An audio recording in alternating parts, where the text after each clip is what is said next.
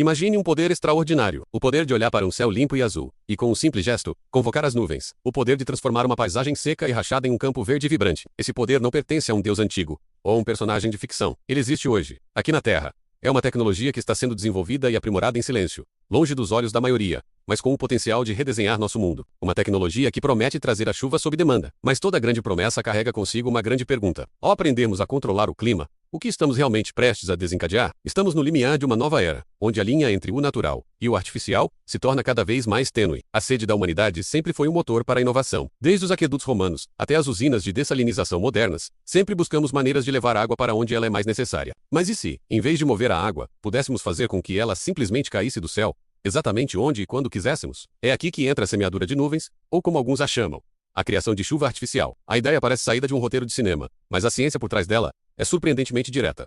Tudo começa com uma nuvem. Não uma nuvem qualquer, mas uma que já contém umidade, gotículas de água super extraídas que ainda não se transformaram em chuva. Aviões especiais, equipados com dispositivos de dispersão, voam diretamente para essas nuvens. Então, eles liberam uma fina poeira de partículas, como iodeto de prata, ou até mesmo sal.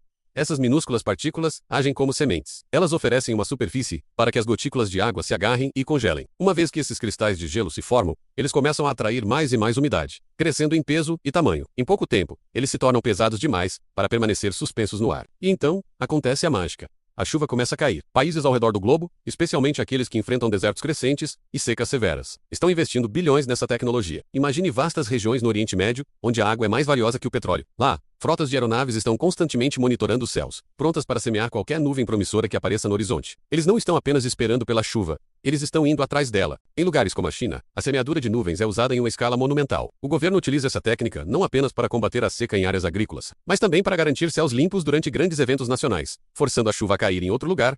Dias antes, o sucesso dessas operações é visível. Campos que antes eram estéreis agora florescem. Reservatórios que estavam perigosamente baixos começam a se encher novamente. Para milhões de pessoas, essa tecnologia não é apenas uma curiosidade científica. É uma linha de vida. É a diferença entre a fome e a abundância, entre a desesperança e um futuro próspero. Quando vemos imagens de crianças brincando sob uma chuva artificial, em uma região que não via água há meses, é impossível não se maravilhar com a engenhosidade humana. Conseguimos decifrar um dos códigos mais complexos da natureza e o acela a nosso favor. No entanto, à medida que nos aprofundamos nesse admirável mundo novo, uma sombra de incerteza começa a surgir. A atmosfera da Terra não é uma série de caixas isoladas. É um sistema global, interconectado e incrivelmente complexo, onde uma pequena mudança em um lugar pode causar efeitos inesperados e em cascata em outro. Ao fazer chover em um país, estamos, sem querer, roubando a chuva de um país vizinho. A umidade que transformamos em chuva aqui não faria falta em outro ponto do ciclo hidrológico global? Essas não são perguntas hipotéticas. São o centro de um debate geopolítico crescente e tenso. Imagine dois países que compartilham o mesmo sistema de nuvens. Um deles investe pesadamente em semeadura de nuvens para irrigar suas colheitas. O outro, logo ao lado, começa a sofrer secas cada vez mais severas. A desconfiança começa a se instalar. Acusações de roubo de chuva podem parecer estranhas, mas em um mundo com recursos hídricos cada vez mais escassos, a água pode se tornar o próximo grande motivo de conflito. Estamos caminhando para uma era de guerras climáticas,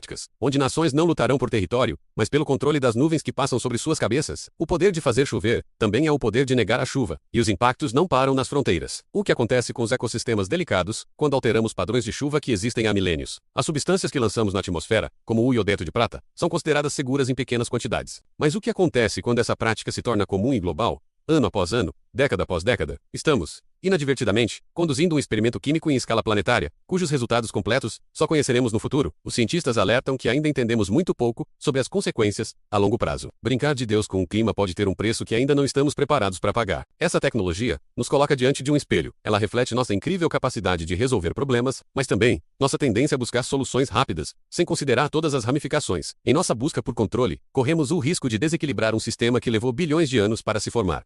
A chuva não é apenas água caindo do céu. Ela é parte de uma sinfonia complexa que sustenta toda a vida na Terra. Ao nos tornarmos maestros dessa orquestra, precisamos ter certeza de que conhecemos a partitura completa. O futuro da semeadura de nuvens é ao mesmo tempo fascinante e assustador. A tecnologia está avançando rapidamente. Drones autônomos poderão em breve substituir os aviões, tornando o processo mais barato e eficiente. A inteligência artificial poderá prever com precisão milimétrica quais nuvens semear e quando. Maximizando os resultados, podemos estar a apenas algumas décadas de um mundo onde a seca, como a conhecemos, se torne uma coisa do passado, uma relíquia de uma era menos avançada. Podemos criar oásis em desertos e garantir a segurança alimentar para bilhões de pessoas. Mas esse futuro brilhante depende inteiramente de nossa sabedoria. A tecnologia em si é neutra. É uma ferramenta, o que determinará seu legado é como a usamos. Precisaremos de cooperação global, de tratados e acordos transparentes sobre o uso dos recursos atmosféricos. Precisaremos de mais pesquisa, de uma compreensão mais profunda e humilde dos sistemas climáticos que pretendemos modificar. A questão não é mais, podemos fazer chover, mas sim devemos? E se sim, como faremos isso de forma justa, ética e sustentável para todo o planeta? Estamos em uma encruzilhada. De um lado, o caminho do controle, da abundância e da solução para um dos maiores desafios da humanidade. Do outro, o caminho do imprevisto, do desequilíbrio e de novos conflitos que nem sequer imaginávamos. A escolha que fizermos nos próximos anos irá definir não apenas o clima de amanhã, mas o próprio futuro de nossa civilização. A tecnologia nos deu as chaves do céu. Agora, a responsabilidade de usá-las com sabedoria repousa, pesadamente, em nossas mãos. O poder de comandar as nuvens é um reflexo do nosso próprio poder interior de moldar a realidade. E toda vez que olharmos para o céu, talvez nos lembremos que as maiores tempestades não são as que acontecem lá em cima, mas as que se formam dentro de nós. Quando confrontados com o peso de nossas próprias criações, o futuro não será escrito pelas nuvens, mas pelas escolhas que fizermos debaixo delas. Inscreva-se no canal Grid Digital, curta o vídeo e compartilhe com quem ama tecnologia e grandes curiosidades. Quero saber a sua opinião. Deixe seu comentário.